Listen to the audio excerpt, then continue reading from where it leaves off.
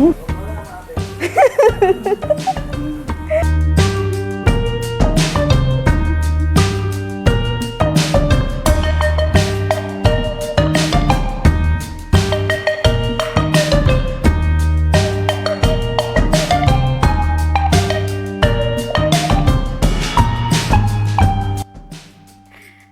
Tribuners, kembali lagi bersama Mutiara di Liputan UMKM. Kali ini Mutiara akan meliput salah satu UMKM yang cukup terkenal nih di Bandar Lampung. Namanya adalah Dimsum Seceng Susilo. Nah, kita pengen lihat nih, kayak gimana sih kira-kira perjuangan Dimsum Seceng Susilo ini bisa menjadi sebesar sekarang. Penasaran kira-kira seperti apa? Yuk langsung kita pergi ke rumah produksinya.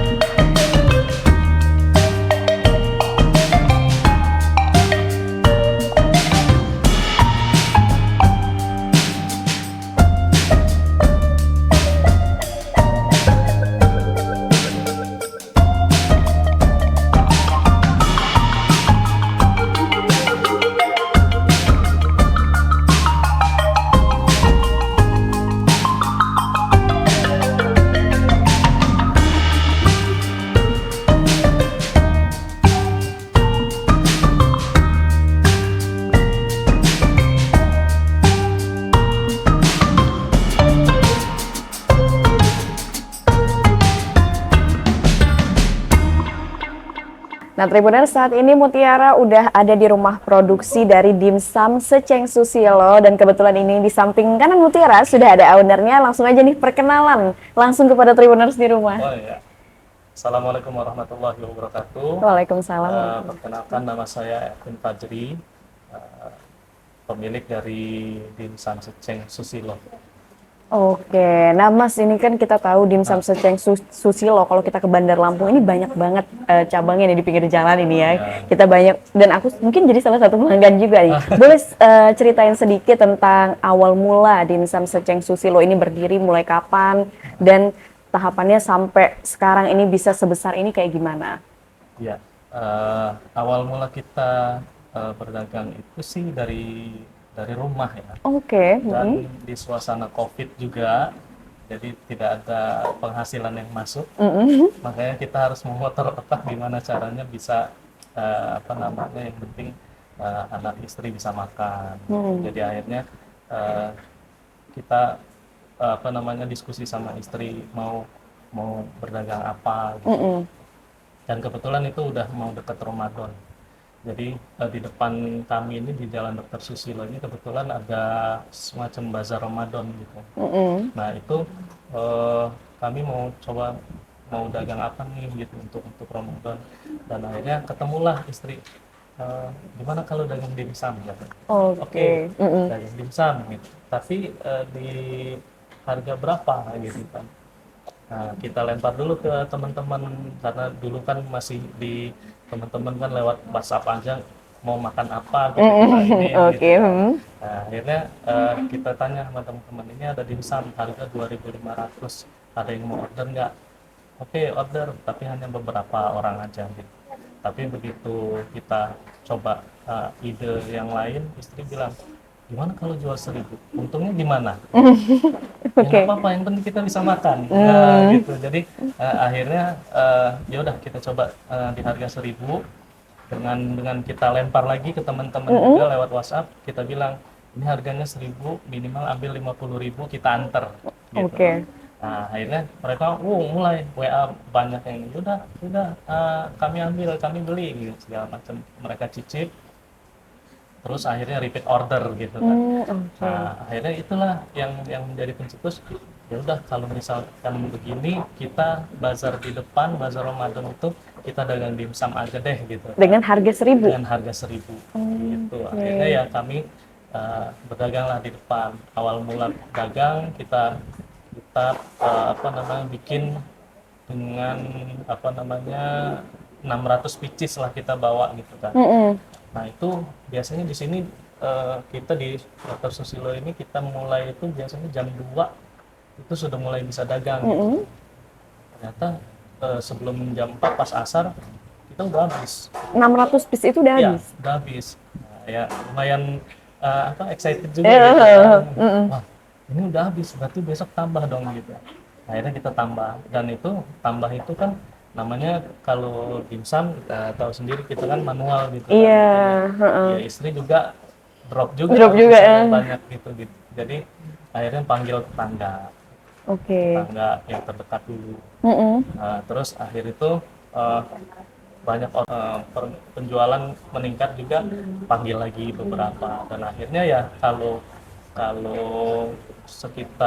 setelah lebaran gitu kan, kalau lebaran itu mulai sepi lagi, tapi kita mau coba, ada orang-orang di Instagram itu kepengennya ini di franchise-in gitu. Tadinya nggak berani untuk kita franchise-in, tapi saya pelajari dulu. Saya istilahnya di medsos yang di bagian ininya gitu kan. Kalau istri kan di bagian resep dan lain-lain. Iya, produksinya lah ya. Saya pelajari tentang franchise ini seperti apa. Akhirnya udah bismillah, coba kita lempar lagi ke Instagram, siapa yang mau franchise. Akhirnya banyak yang franchise. Nah, itulah yang membuat kita itu secara nggak langsung jadinya pemasaran itu jalan sendiri gitu. Karena kita nggak punya pemasaran kan, nggak punya yang pegang IG juga nggak ada gitu. Nah, itu jadi viral gara-gara banyak orang pakai TikTok juga yang datang beli gitu kan.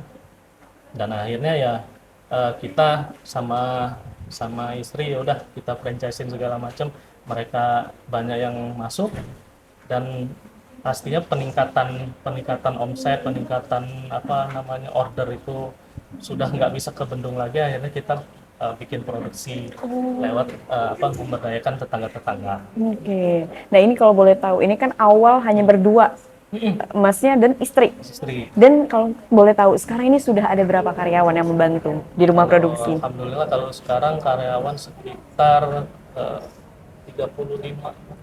35 karyawan yang sudah membantu produksi. Yang awalnya, kalau boleh di-spill nih Mas, omset awalnya berapa dan sekarang berapa nih? Ya, kalau omset awal bisa dibilang ini kayak balik modal doang gitu, apa gimana? Iya, kalau omset awal sebenarnya saya tuh nggak punya modal banyak sih pas waktu berdirinya dimsum ini gitu. Paling cuma ada, dulu kan kita punya yang bantuan dari presiden itu prakerja ya, bantuan prakerja. Itu modalnya ya itu gitu. Saya belum punya kukusan segala macam, nggak ada, cuma modal itu. Jadi pas laku hari itu saya beli kompor, pas laku lagi besoknya saya beli kandang gitu. Jadi bertahap semuanya ya, dari keuntungannya langsung dibeli gitu kan, diinvestasikan ke barang-barang yang akan dipakai. Oke, mungkin itu aja nih Mas obrolan kita. Terima kasih banyak atas waktunya Mas, sukses selalu untuk usahanya. Terima kasih.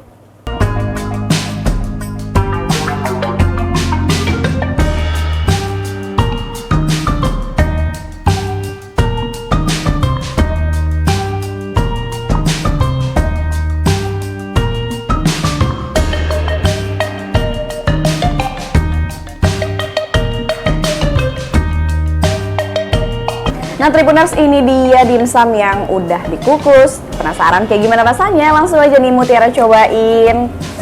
Dan sausnya masih fresh banget, dua-duanya masih fresh banget, baru diangkat.